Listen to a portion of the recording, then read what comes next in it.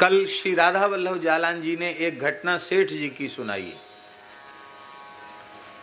श्रद्धेय सेठ श्री जयदयाल जी गोयंदका जी, हरिद्वार में कोई बड़ी गोष्ठी थी, सभा थी विद्वानों की, संतों की, और उसमें श्री जयदयाल गोयंदका जी को बड़े आग्रह पूर्वक निमंत्रित किया गया। सेठ जी पधारे तो वहां के जितने लोग थे, विद्वान ब्राह्मण वक्ता अथवा साधु संत, वे सब के सब एक साथ उठ के खड़े हो गए। तो इससे सेठ जी को बहुत संकोच हुआ। उन्होंने कहा भाई ये तो मर्यादा नहीं है, मैं गृहस्थ हूँ, बढ़िया हूँ, और आप सब ब्राह्मण हैं, साधु हैं, संत हैं, सन्यासी हैं, आप हमारे लिए उठ के खड़े हो गए, ये तो बहुत अनुचित है।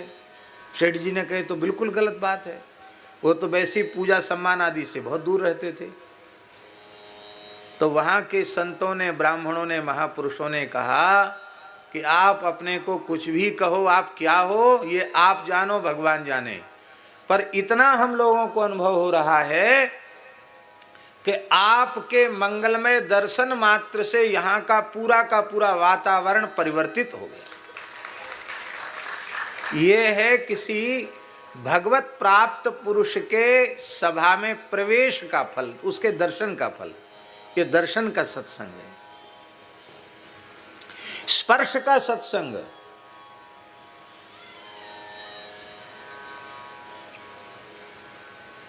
महाराज जी, सत्पुरुष माथा छू लें तो भी कल्याण, पैर छू लें तो भी कल्याण।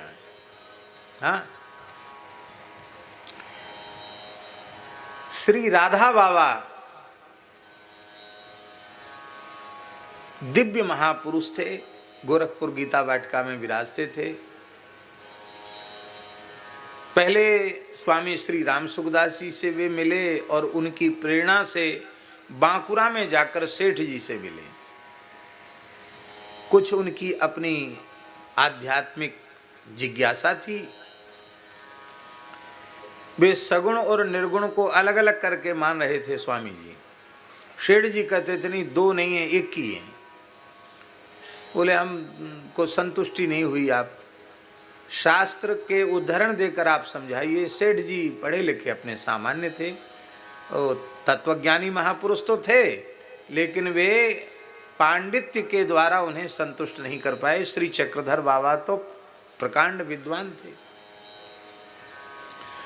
तो उन्होंने कहा कि भाई देखो, अब आप स्वामी जी गोरखपुर चले जाइए, वहाँ गीता वाटिका में गीता प्रेस के संपादक भाई हनुमान प्रसाद पोद्दार रहते हैं, वो आपका समाधान कर देंगे। तो स्वामी जी थोड़े खींच के बोले, आपने नहीं किया तो हमको किसी और पोद्दार के पास नहीं जाना है, आप कीजिए समाधान। नहीं, आप जाके तो देखिए। और स्वामी जी वहाँ पहुँच गए, और भाई जी को वाराणसी जाना था आवश्यक कार्य से, उनका जाना पूर्व निश्चित था। उन्हें पता चला कि कोई गैरिक वस्त्रधारी कोई सन्यासी महापुरुष आकर विराजे हैं, मिलना चाहते हैं। तो पूज्य भाई जी आए, बड़ी श्रद्धा पूर्वक उन्होंने भूमि पर मस्तक रखकर प्रणाम किया, और दाहिने हाथ से दाहिना चरण और बाएं हाथ से स्वामी जी का बायां चरण ऐसे स्पर्श किया, दूर ऐसे स्पर्श किया। अब वो समझे नहीं कि यही हैं भाई जी। लोगों ने कहा कि ये भाई जी हैं। अच्छा बना आपसे ही मिलने आए थे। तो भाई मैं तो जा रहा हूँ वाराणसी, और 2 दिन के बाद में आऊँगा, आप यहीं निवास करें, फिर आपसे चर्चा करेंगे।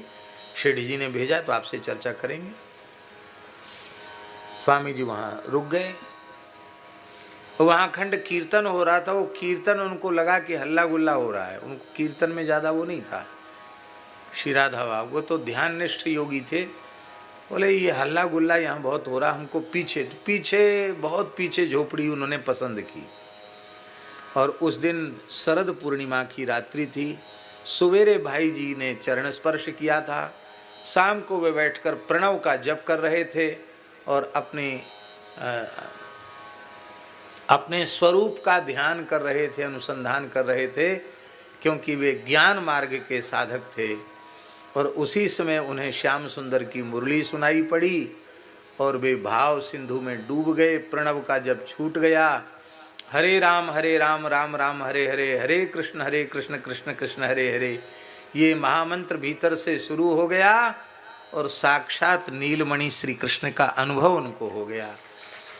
और उन्होंने कहा कि ये पोद्दार महाराज के स्पर्श का प्रभाव था। क्या कहा उन्होंने?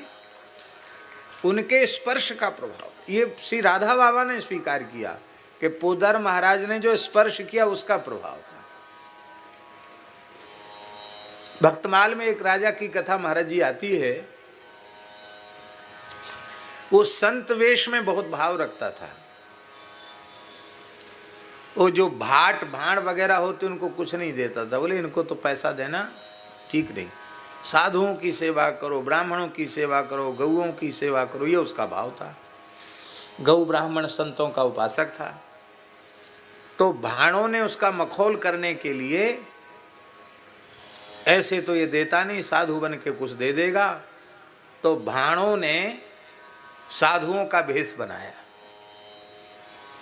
और खोल करताल लेकर सीताराम राधे श्याम कीर्तन करते हुए वहाँ गए और रिहर्सल पूरा कर लिया था उन्होंने। साधु जैसे कैसे चलते, कैसे बोलते, कैसे कीर्तन करते, नाटक सब सीख लिया था उन्होंने। पर राजा के दरबार में जैसे ही पहुँचे तो ये होता है, जो मनवाणी क्रिया से सत्य में प्रतिष्ठित होता है उसके सामने छल कपट चलता नहीं, वो खुल जाता है, कलई खुल जाती है। तो वो आए तो साधु की नकल करके थे, पर ऐसे धर्मनिष्ठ राजा का सामना हुआ, दृष्टि पड़ी कि वो अपनी नकल भूल गए, असल में आ गए। तो भाणों जैसा नाटक करने लगे। वो भाण जैसे नकल करके हंसाते हैं, लोगों को प्रहसन करते हैं, तो भाणों का ही काम करने लगे वो। पर राजा की निष्ठा में अंतर नहीं आया। राजा ने कहा भले ही सारी सभा इन्हें भाण मान रही है, पर ये संत के वेश में आए हैं तो हम तो इनके चरण धोएंगे। तो नाभाजी लिखते हैं, भाण भेष गाढ़ो गयो, दरस परस उपजी भगति, एक भूप भागवत की, कथा सुनत हरि होय रति। भले ही भाण हुए तो क्या हुए, संत वेश में हैं, उन्होंने संत मानकर चरण धोए। तो राजा ने स्पर्श किया उनके पैरों का, तो राजा का दर्शन हुआ और राजा का स्पर्श हुआ। तो नाभाजी लिखते हैं उपजी भक्ति, उन भाणों के भीतर भक्ति उत्पन्न हो गई। वे रोने लग गए, उन्हें पश्चाताप होने लग गया कि अरे क्या राजा से पैर धुलाने लायक हम हैं? अरे हम इसको क्या ठगने आए, हम खुद ही ठगा गए। और यह वेश इतना पवित्र है कि राजा को नतमस्तक कर दिया। तो हे प्रभु, अब ये वेश नकली नहीं असली ही रहेगा, अब इसका त्याग नहीं करेंगे। तो राजा तो जानता था कि ये किस लिए आए हैं, संत वेश बनाकर। तो राजा ने उनको खजाने में ले जाकर खड़ा कर दिया और कहा महाराज, दूसरे संतों को तो दक्षिणा दी जाती थी, आपकी जितनी राजी आवे और जितना उठाकर यहाँ से सोना चांदी हीरा जवाहरात ले जाना चाहो ले जाओ। पर उनके भीतर तो भक्ति प्रकट हो चुकी थी, इसलिए उन्होंने कहा महाराज इस धन में दुर्गंध आ रही है। किसकी दुर्गंध आ रही है? बोले रजोगुण तमोगुण की गंध आ रही है, इस गंध को हम सह नहीं पा रहे हैं, हमें आशीर्वाद दो कि बस हमारा वेश ऐसा ही बना रहे। और कह करके राजा को नमस्कार करके वे जंगल में चले गए, लौट के नहीं आए। ये है स्पर्श का सत्संग। अप्रेम पूर्ण स्पर्श नहीं, सत्पुरुष क्रोध पूर्वक भी स्पर्श कर दें तो भी काम बन जाए।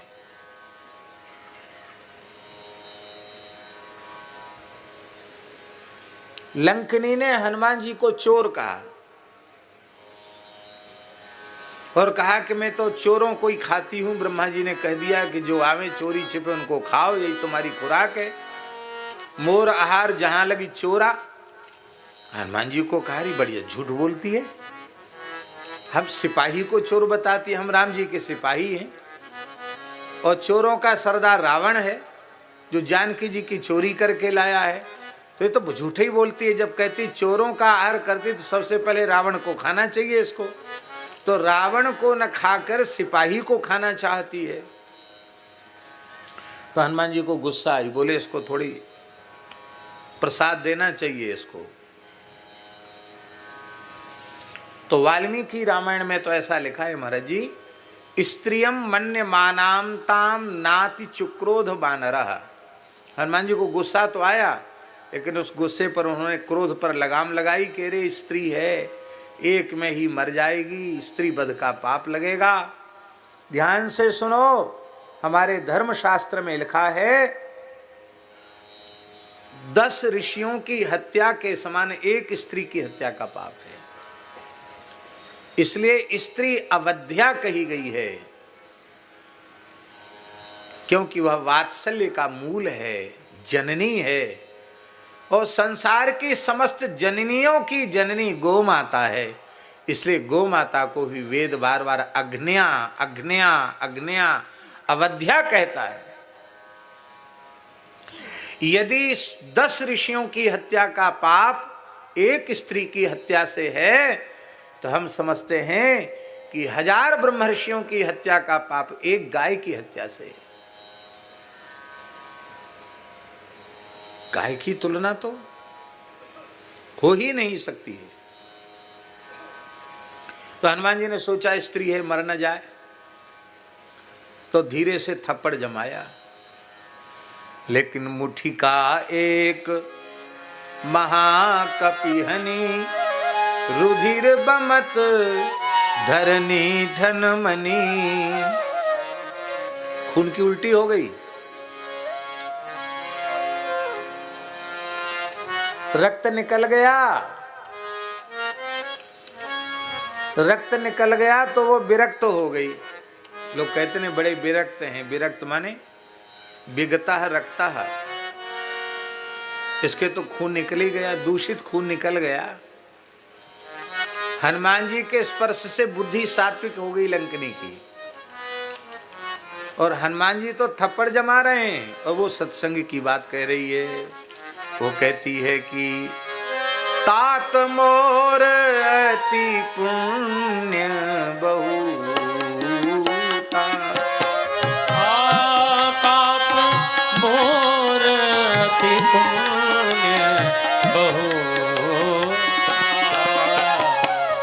देखूं नयन राम कर दूता, देखूं नयन राम कर दूता। महाराज जी वही पहले चोर कह रही थी, अब वह दूत कहने लगी, राम जी का दूत कहने, बुद्धि शुद्ध हो गई। ये है स्पर्श का सत्संग। और वो कहती तात स्वर्ग अपवर्ग सुख, धरिय तुला एक अंग, तूल न ताहि सकल मिल, जो सुख लव सत्संग। जितने साधन जीवों के कल्याण के हैं, उन समस्त साधनों में सर्वोत्कृष्ट, सबसे श्रेष्ठ, सबसे सहज, सबसे सरल साधन है जीव के कल्याण का सत्संग। तपस्या से बड़ा साधन, दान से बड़ा साधन, यज्ञ से बड़ा साधन, योग से बड़ा साधन, ध्यान से बड़ा साधन, कोई साधन सत्संग की समता नहीं कर सकता है। महाराज जी सब साधनों का फल है मोक्ष, और मोक्ष भी जब सत्संग की तुलना नहीं कर पा रहा है तो सत्संग की क्या तुलना है। और सूरतवासी बड़े भाग्यशाली हैं कि उन्हें प्रतिवर्ष सत्संग मिलता है। और इस बार तो आप सबका सौभाग्य ऐसा जगह है कि कथा शुरू भई नहीं, सत्संग आरंभ हुआ नहीं कि सत्संग का परम फल आप लोगों को मिल गया। परम पूज्य श्री पथमेड़ा महाराज जी का मंगलमय दर्शन हो गया।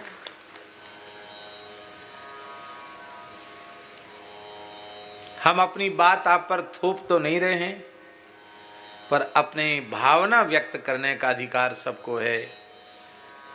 पूज्य पथमेड़ा महाराज जैसे दिव्य महापुरुष का दर्शन भगवत दर्शन से किंचित भी न्यून नहीं है।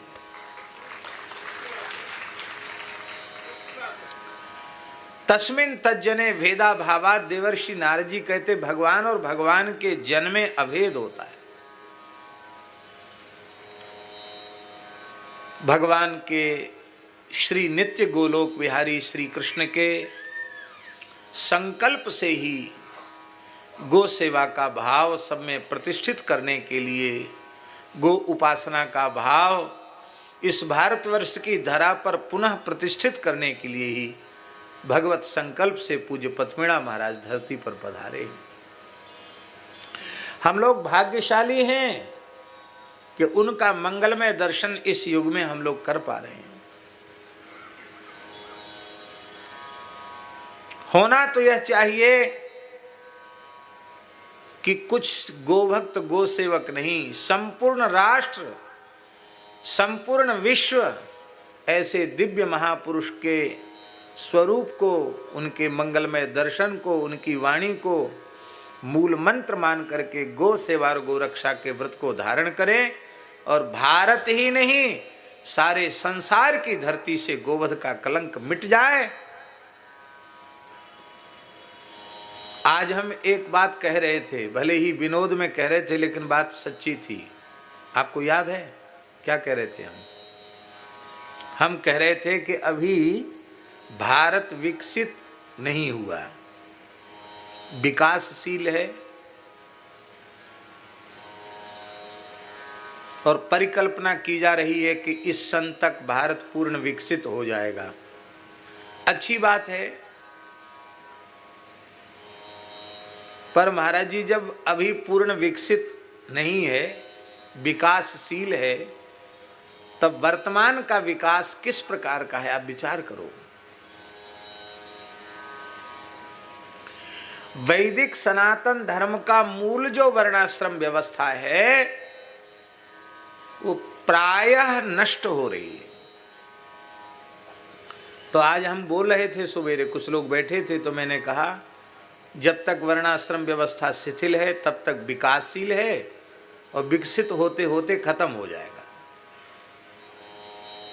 हम आपसे पूछते हैं, जो हमारा अस्तित्व है, जो हमारी पहचान है, जो हमारा मूल है, वही मिट जाए तो ऐसे आसुरी विकास से हमारा क्या लाभ होगा।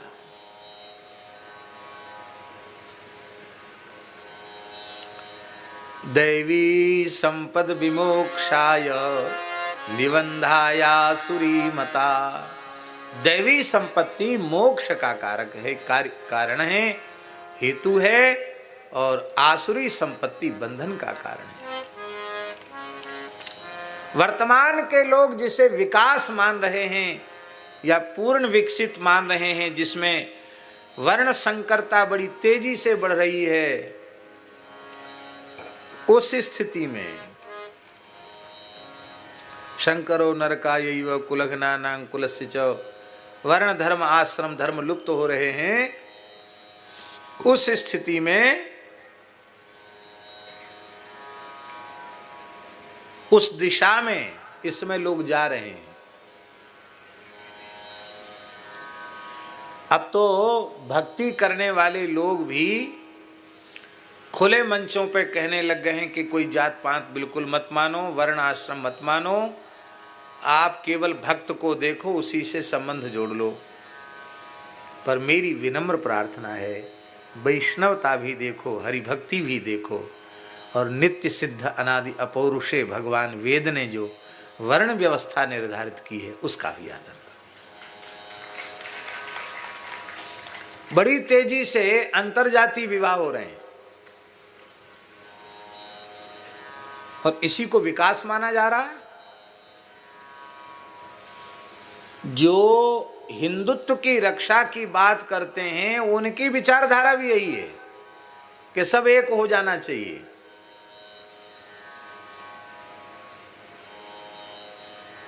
बहुत दुख की बात है।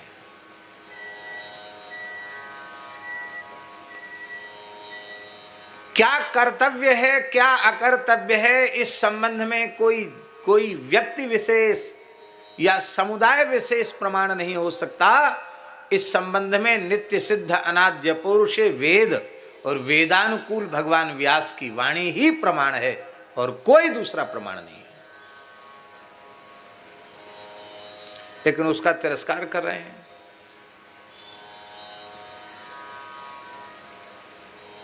उसका परिणाम क्या होगा जानते हैं? यह शास्त्र विधि मुत्सृज्य वर्तते काम कारतः न स सिद्धिमवाप्नोति न सुखम न परांगतिम। शास्त्र विधि का त्याग करके जो मनमाने तरीके से कुछ भी करेगा उसको सिद्धि तो होनी ही नहीं, सुख भी नहीं होना, उसकी सद्गति भी नहीं होनी। तो आप लोग सोच रहे होंगे अपने मन में कि आप जिसे विकास कहते हैं या विकासशीलता कहते हैं या जिसे विकसित राष्ट्र कहते हैं, आप मने हम लोगों का विचार, साधुओं का विचार, उस हमारा विचार नहीं, भगवान व्यास का विचार, कृष्ण द्वैपायन भगवान वेद व्यास का विचार। हमारा विचार मतलब व्यास जी का विचार। हमारा विचार भी तभी तक प्रमाण है, आदर की योग्य है, जब तक भगवान व्यास की वाणी से प्रमाणित है। उसके विरुद्ध है तो हमारी वाणी प्रमाण नहीं है।